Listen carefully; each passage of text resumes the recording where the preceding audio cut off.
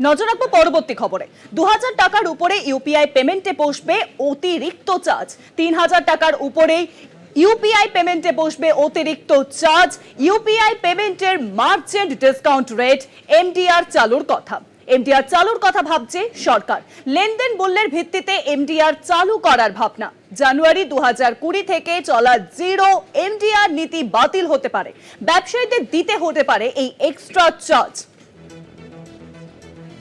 ৩০০০ টাকার উপরে ইউপিআই পেমেন্টে এবার বসতে চলেছে অতিরিক্ত চার্জ বলে জানা যাচ্ছে। আর এই বিষয়ে আরো জানবো, নিউজরুমে এখন সঙ্গে রয়েছেন আমাদের পলিটিক্যাল এডিটর আশিস চট্টোপাধ্যায়। আশিস দা, ৩০০০ টাকার উপরে এবার ইউপিআই পেমেন্টে একটি বিশেষ চার্জ বসতে চলেছে, আর কি জানা যাচ্ছে বিস্তারিত জানা।